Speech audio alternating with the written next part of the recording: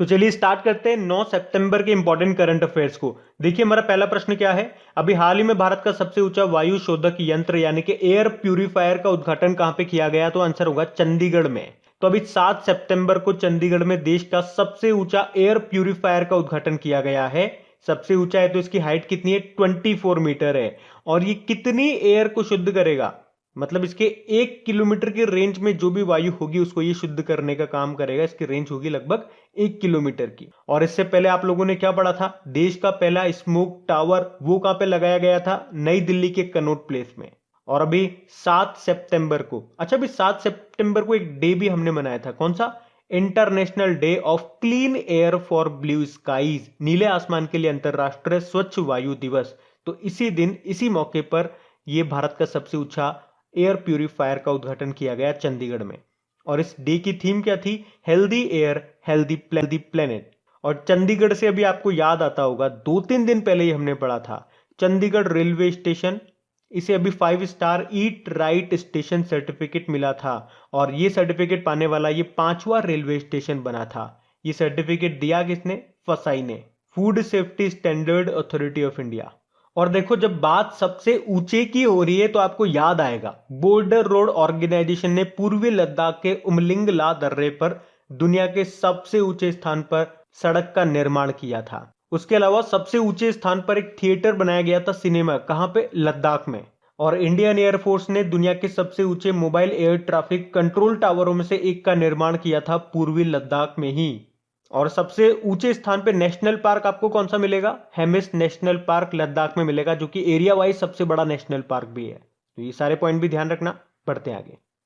फिर बताइए हाल ही में अंतरराष्ट्रीय साक्षरता दिवस कब मनाया गया, तो आंसर होगा 8 सितंबर को। तो हर साल 8 सितंबर को इंटरनेशनल लिटरेसी डे के रूप में मनाया जाता है। ये दिन जो है ये व्यक्तियों, समुदायों और समाजों के लिए साक्षरता के महत्व के बारे में जागरूकता फैलाने के लिए मनाया जाता है। और इस साल ये 55वां अंतरराष्ट्रीय साक्षरता दिवस मनाया गया है। थीम क्या है इस बार की, मानव केंद्रीय पुनर्प्राप्ति के लिए साक्षरता, डिजिटल विभाजन को कम करना, यानी कि literacy for a human centred recovery, narrowing the digital divide. अच्छा अगर बात करेंगे साक्षरता यानी कि लिटरेसी के मामले में टॉप राज्य कौन सा है, तो केरल है। और सबसे लास्ट में रहा था इस बार आंध्र प्रदेश। और अगर आपसे पूछा जाए कि ग्लोबल टीचर अवार्ड किसे दिया गया था, तो 2020 में मिला था रणजीत सिंह डिसाले को। और अभी वर्ल्ड टीचर डे हम मनाएंगे 5 अक्टूबर को। अभी नेशनल टीचर डे हमने मनाया था 5 सितंबर को। अब डे की बात है ना, तो देखो सितंबर में जो पहला सप्ताह था 1 से लेकर 7 सितंबर तक राष्ट्रीय पोषण सप्ताह के रूप में मनाया। 2 सितंबर को विश्व नारियल दिवस, वर्ल्ड कोकोनट डे मनाया। 4 सितंबर को अंतरराष्ट्रीय गिद्ध जागरूकता दिवस मनाया, जो कि सितंबर के पहले शनिवार को मनाया जाता है। इस बार हम 4 सितंबर को मना रहे हैं। 5 सितंबर को अंतरराष्ट्रीय चैरिटी दिवस मनाया। 7 सितंबर को international day of clean air for blue skies के रूप में मनाया। और सितंबर को पोषण माह के रूप में मनाते हैं, याद रखना। बढ़ते हैं आगे। फिर बताइए भारत का पहला न्यूक्लियर मिसाइल ट्रैकिंग जहाज का नाम क्या है, तो आंसर होगा ध्रुव। बड़ा इंपॉर्टेंट क्वेश्चन है, इसे मार्क कर लेना। तो दुश्मन की न्यूक्लियर मिसाइलों को ट्रैक करने वाला है ये भारत का पहला जहाज, जिसका नाम आईएनएस ध्रुव है, जिसको 10 सितंबर को लॉन्च किया जाएगा। हमारे जो राष्ट्रीय सुरक्षा सलाहकार है ना अजीत डोभाल, वो 10 सितंबर को विशाखापट्टनम में सैटेलाइट और बैलिस्टिक मिसाइलों को ट्रैक करने वाले भारत के पहले जहाज आईएनएस ध्रुव को तैनात करेंगे। तो यह है भारत का पहला न्यूक्लियर मिसाइल ट्रैकिंग जहाज, जिसका नाम क्या है, आईएनएस ध्रुव है। अच्छा आईएनएस विक्रांत के बारे में अगर मैं आपसे पूछूंगा तो याद रखना यह भारत का पहला स्वदेशी युद्धपोत है। और आईएनएस राजपूत, जिसे अभी डीकमीशन किया गया था, यह था भारत का पहला विध्वंसक जहाज, डेस्ट्रॉयर था। अच्छा न्यूक्लियर से एक क्वेश्चन मैं आपसे पूछूं, तो दुनिया का पहला 13वां न्यूक्लियर पावर प्लांट किस देश का है, तो रशिया का है। उसका नाम है एकेडेमिक लोमोनोसोव। और अगर मैं आपसे पूछूं कि बताओ तारापुर न्यूक्लियर पावर प्लांट कहां पे मिलेगा आपको, महाराष्ट्र में मिलेगा। रावत भाटा न्यूक्लियर पावर प्लांट आपको मिलेगा कहां पे, राजस्थान में। कलपक्कम न्यूक्लियर पावर प्लांट आपको मिलेगा तमिलनाडु में। नरोरा न्यूक्लियर पावर प्लांट आपको मिलेगा उत्तर प्रदेश में। काकरापार न्यूक्लियर पावर प्लांट आपको मिलेगा गुजरात में। केगा न्यूक्लियर पावर प्लांट आपको मिलेगा कर्नाटक में। और बताओ कुडनकुलम न्यूक्लियर पावर प्लांट, ये आपको तमिलनाडु में मिलेगा। तो ये भी आप ध्यान रखना, स्टैटिक प्रश्न बन जाते हैं ये। बढ़ते हैं आगे। फिर बताइए अभी हाल ही में जारी सरकार के डिजिटल स्कोर बोर्ड में सबसे ऊपर कौन सा बैंक रहा? तो आंसर होगा बैंक ऑफ बड़ौदा। तो अभी इलेक्ट्रॉनिक्स एंड सूचना प्रौद्योगिकी मंत्रालय यानी कि electronics and information technology ministry, इसने फरवरी और मार्च महीने के लिए एक स्कोर कार्ड जारी किया और उसमें टॉप पे रहा बैंक ऑफ बड़ौदा। बाकी देखो एसबीआई की बात करेंगे तो अभी आपको पता है जम्मू कश्मीर में डल झील में तैरता हुआ एटीएम स्थापित किया था इन्होंने। अभी एसबीआई ने ही सिम बाइंडिंग फीचर भी लॉन्च किया था और आरोग्यम हेल्थ केयर बिजनेस लोन भी लॉन्च किया था। एचडीएफसी की बात करेंगे तो ये याद रखना, ये मार्केट कैपिटलाइजेशन बाजार पूंजीकरण के मामले में भारत में तीसरे नंबर पे आता है। पहले नंबर पे आता है रिलायंस इंडस्ट्रीज, दूसरे नंबर पे टीसीएस आता है, तीसरे नंबर पे एचडीएफसी आता है। और अभी इसने दुकानदार ओवरड्राफ्ट योजना शुरू की थी। और फेडरल बैंक ने बात करें तो फेडी नाम से एक आर्टिफिशियल इंटेलिजेंस बेस्ड एक वर्चुअल असिस्टेंट लॉन्च किया था। देखो बैंक ऑफ बड़ौदा की बात करते हैं, इसकी स्थापना होती है 1908 में। हेडक्वार्टर मिलेगा आपको वडोदरा गुजरात में और इसके चेयरमैन कौन है? हसमुख अधिया है। और इसकी टैगलाइन होती है इंडियाज इंटरनेशनल बैंक। और बैंक ऑफ बड़ौदा में आपको याद होगा दो बैंकों का विलय हुआ था, मर्ज हुए थे। कौन कौन से? विजया बैंक और देना बैंक, याद होगा आपको। नहीं याद तो इसको याद रखना, इंपॉर्टेंट क्वेश्चन है। बढ़ते हैं आगे। फिर बताइए हाल ही में एग्जिम बैंक के मैनेजिंग डायरेक्टर किसे नियुक्त किया गया? तो आंसर होगा हर्ष भूपेंद्र बंगारी को। तो अभी सरकार ने हर्ष भूपेंद्र बंगारी को एग्जिम बैंक का मैनेजिंग डायरेक्टर नियुक्त किया गया है। ये वर्तमान में एग्जिम बैंक में ही डेप्यूटी मैनेजिंग डायरेक्टर हैं और अब वो मैनेजिंग डायरेक्टर बन गए हैं। बाकी देखो हितेंद्र दवे आपने नाम पढ़ा होगा, एचएसबीसी इंडिया के सीईओ बने थे। शांतिलाल जैन इंडियन बैंक के एमडी बने। और एसएल त्रिपाठी अभी 2-3 दिन पहले, कल ही पढ़ा था शायद, यूनाइटेड इंडिया इंश्योरेंस के ये सीएमडी बने थे। एग्जिम बैंक मतलब क्या होता है? इसकी फुल फॉर्म क्या होती है? Export import bank of India. स्थापना होती है 1982 में, हेडक्वार्टर मिलेगा मुंबई में। और मैनेजिंग डायरेक्टर बन गए कौन? हर्ष भूपेंद्र बंगारी। बढ़ते आगे। फिर बताइए अभी हाल ही में G20 बैठक के लिए किसे भारत का शेरपा नियुक्त किया गया है? तो आंसर होगा पीयूष गोयल को। तो हमारे व्यापार मंत्री हैं, वाणिज्य व उद्योग मंत्री हैं पीयूष गोयल। इन्हीं को G20 बैठक के लिए भारत का शेरपा नियुक्त किया गया है। ये जो शेरपा होता है ये क्या काम करता है? तो G20 मेंबर कंट्रीज के नेताओं का प्रतिनिधित्व करने का काम करता है ये। आपको पता है 2021 में G20 की मेजबानी कौन सा देश कर रहा है? इटली कर रहा है। अच्छा वैसे पीयूष गोयल से आपको याद होगा, इनका नाम अभी न्यूज में भी था। अभी ये राज्यसभा में सदन के नेता बने थे। और उपनेता कौन बने थे बताओ तो? हमारे minority affairs minister Mukhtar Abbas Naqvi. और अभी कुछ दिन पहले ही हमने पढ़ा था राज्यसभा में संयुक्त सचिव बने थे कौन? पीपी के रामाचायुर्लू। याद आया आपको? अच्छा देखो G20 की बात करेंगे तो 2021 में इसकी अध्यक्षता इटली के पास है, 2022 में इंडोनेशिया के पास होगी और 2023 में भारत के पास होगी। 2023 में आपके आईसीसी वर्ल्ड कप भी होंगे जो भारत में ही होंगे। और हमारा जो भारतीय रेलवे है वो 2023 तक पूरी तरह से इलेक्ट्रिफाइड हो जाएगा, ऐसा उसका लक्ष्य है। अच्छा वैसे भारत 2021 में फ्री नहीं बैठा हुआ है।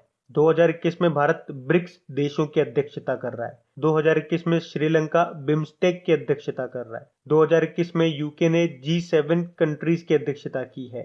इसकी थीम थी बिल्ड बैक बेटर, कर चुका है मतलब ये भी। और 2021 में आसियान की अध्यक्षता किसके पास? बंदर सेरी बागवान जो की कैपिटल है ब्रुनेई की। शंघाई कोऑपरेशन ऑर्गेनाइजेशन की बैठक होगी ताजिकिस्तान की दुशानबे में। और बताओ फीफा वर्ल्ड कप ये होगा 2022 में कतर में। और अगर आपसे पूछा जाए महिला एशिया कप 2022 में ही होंगे, कहां पे? मुंबई और पुणे में होंगे। बाकी अगर 2026 से आपको याद हो तो हमने पढ़ा था कि भारत 100 और भूकंप वेधशालाओं को स्थापित करेगा। और भूकंप एप्लीकेशन लॉन्च करने वाला पहला राज्य कौन सा बना? उत्तराखंड, ये भी याद रखना। और 2026 में ही वर्ल्ड बैडमिंटन चैंपियनशिप भी होगी, भारत में होगी। बाकी 2025 से आपको याद होगा टीबी को खत्म करने का लक्ष्य है 2025। और लद्दाख ने भी लक्ष्य रखा है कि वो 2025 तक जैविक प्रदेश बन जाएगा। इसके लिए उसने भारत के पहले जैविक स्टेट सिक्किम के साथ समझौता किया। और 2030 तक मलेरिया खत्म होने का लक्ष्य है। और 2030 में आपको याद होगा रेलवे ने लक्ष्य रखा है कि वो पूरी तरह से ग्रीन एनर्जी पे चलने लगेगा। तो ये भी कुछ पॉइंट्स थे जो करंट अफेयर्स में बने, वैसे मैंने आपको एक साथ लिंक करके बता दिए, इनको ध्यान रखना। बढ़ते हैं आगे।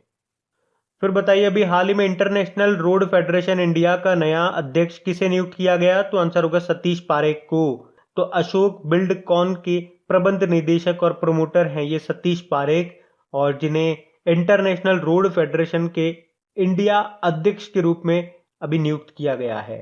और किसका स्थान लिया इन्होंने? शुभमय गंगोपाध्याय का।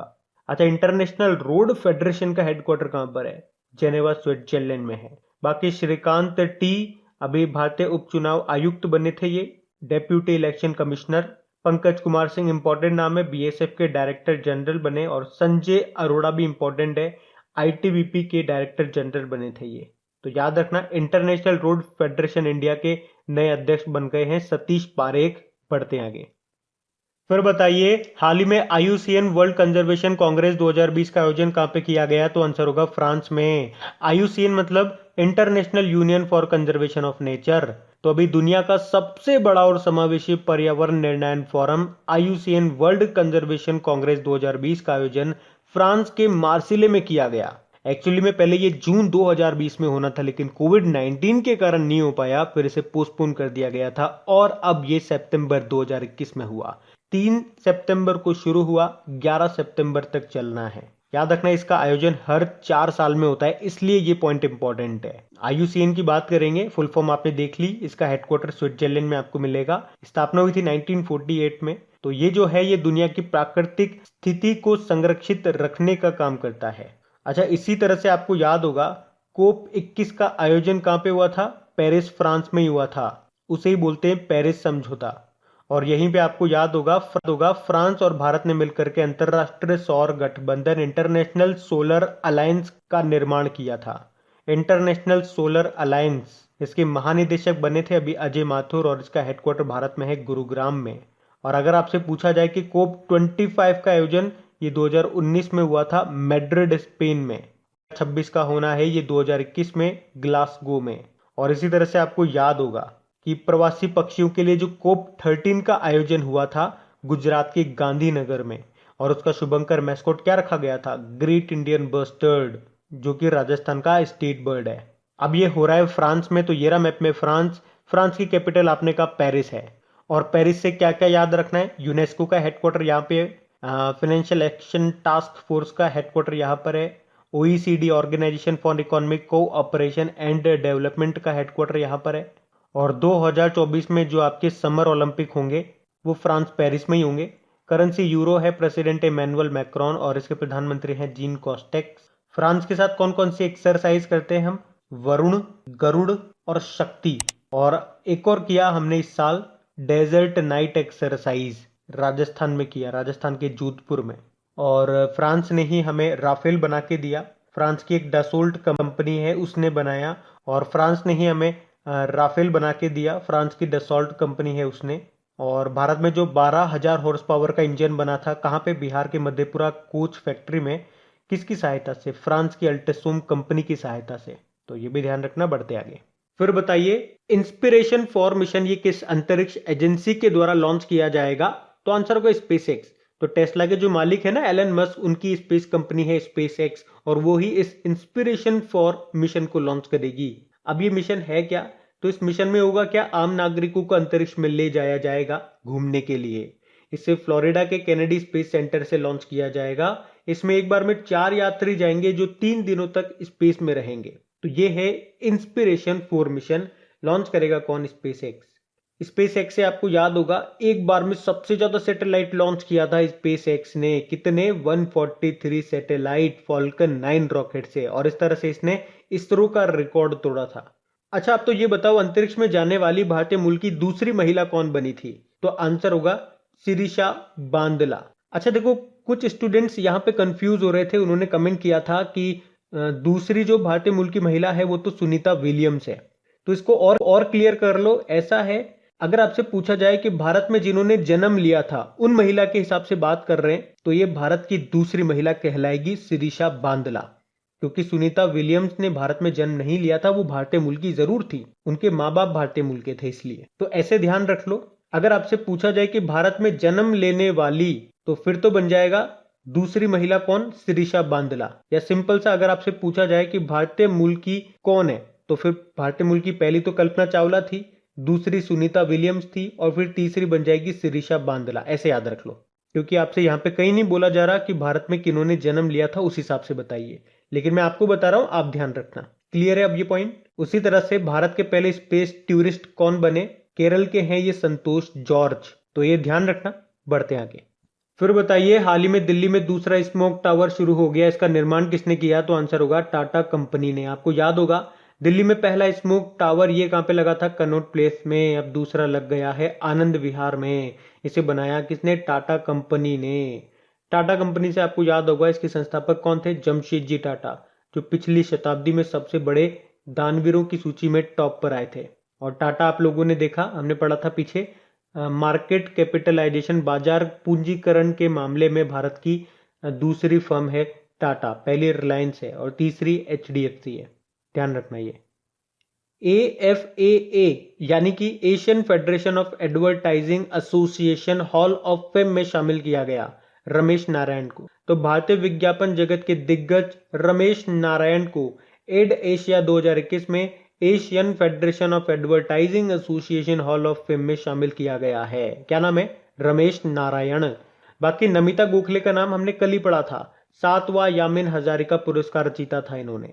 अतुल भट्ट राष्ट्रीय इस्पात निगम के CMD बने थे और अभय कुमार सिंह सहकारिता मंत्रालय में ज्वाइंट सेक्रेटरी, संयुक्त सचिव बने थे ये। तो रमेश नारायण का नाम यहां से याद रखना। बढ़ते आगे। फिर बताइए, अभी हाल ही में किस राज्य या यूनियन टेरिटरी सरकार ने बिजनेस ब्लास्टर्स कार्यक्रम शुरू किया? तो आंसर होगा दिल्ली। तो अभी दिल्ली के जो उप मुख्यमंत्री हैं मनीष सिसोदिया, उन्होंने 7 सितंबर को त्यागराज स्टेडियम में दिल्ली सरकार के बिजनेस ब्लास्टर्स कार्यक्रम को शुरू किया। ये जो कार्यक्रम है ये उद्यमिता मानसिकता पाठ्यक्रम के तहत दिल्ली के सभी सरकारी स्कूलों में लागू किया जाएगा। और इसका उद्देश्य क्या है, इसका मकसद क्या है? स्कूल स्तर पर युवा उद्यमियों का विकास करना। दिल्ली के मुख्यमंत्री आपके अरविंद केजरीवाल हैं, अनिल बैजल यहाँ के लेफ्टिनेंट गवर्नर हैं। तो बात करेंगे कल के वीडियो में पूछे गए प्रश्न के उत्तर की। तो कल के वीडियो में आपसे पूछा था कि प्लास्टिक समझौता शुरू करने वाला पहला एशियाई देश कौन सा बना? तो आंसर होगा भारत। आप सभी ने प्रश्न का बिल्कुल सही उत्तर दिया। और गाइज, अगर सेशन अच्छा लगा इसे लाइक करके शेयर जरूर कीजिएगा अपने दोस्तों के साथ में। और इन सभी क्वेश्चन की आप प्रैक्टिस कर सकते हैं, इनकी क्विज बना करके आपकी क्रेक एग्जाम एप्लीकेशन पे अपलोड कर दी गई है।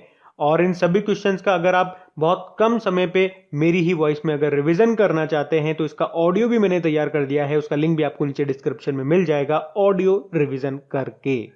Thank you guys.